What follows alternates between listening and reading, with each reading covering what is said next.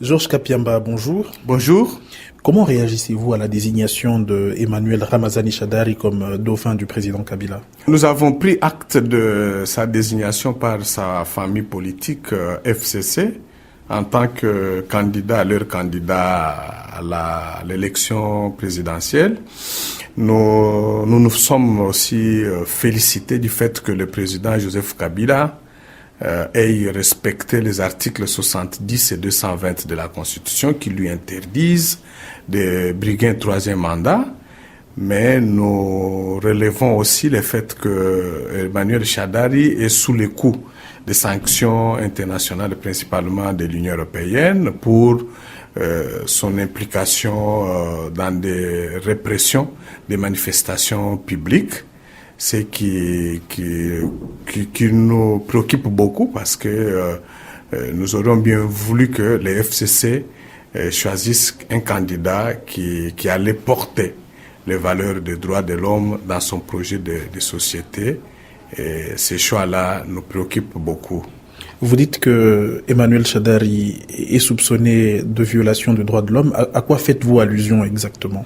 Non, il est sous les coups de ces sanctions à la suite de plusieurs répressions des manifestations pacifiques contre les mouvements citoyens, contre les opposants, notamment les manifestations qui ont été réprimées pendant la période allant de décembre à mai 2017, donc décembre 2016, mai 2017.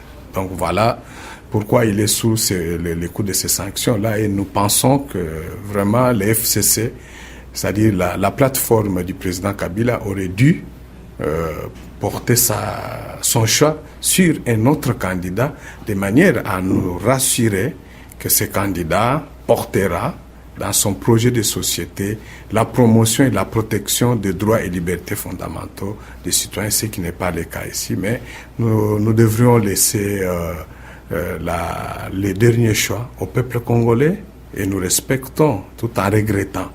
Mais pour l'instant, nous demandons encore une fois au président Kabila, en tant que président assumant l'intérim, de laisser Moïse Katumbi revenir, déposer son dossier, sa candidature, et de faire libérer tous les prisonniers politiques et d'opinion pour que le processus soit inclusif. Vous faites partie de cette frange de la société civile qui a soupçonné le président Kabila de vouloir briguer un troisième mandat. Est-ce que vous reconnaissez aujourd'hui que vous lui avez fait un procès d'intention? Non, il ne s'agissait pas d'un procès d'intention. Notre campagne était basée sur des éléments probants, notamment la rhétorique qui était développée par les cadres de sa famille politique. Et cela se faisait tout avec l'appui, avec l'utilisation des médias publics. Et nous étions convaincus que lui-même devait être au courant et qu'il ne pouvait pas laisser continuer ce genre de campagne, de rhétorique sans pour autant intervenir et faire ceci, parce que ça se faisait en violation de la Constitution pour laquelle il a prêté serment de respecter et de faire respecter. Voilà pourquoi nous n'avons pas cessé de continuer à faire pression, notamment aussi avec les manifestes de tous les universitaires congolais, de manière à les rappeler qu'ils n'avaient pas droit à un troisième mandat. Et bon, nous prenons acte, nous les félicitons pour avoir entendu cette voix. Georges Kapiamba, merci beaucoup. C'est moi qui vous remercie.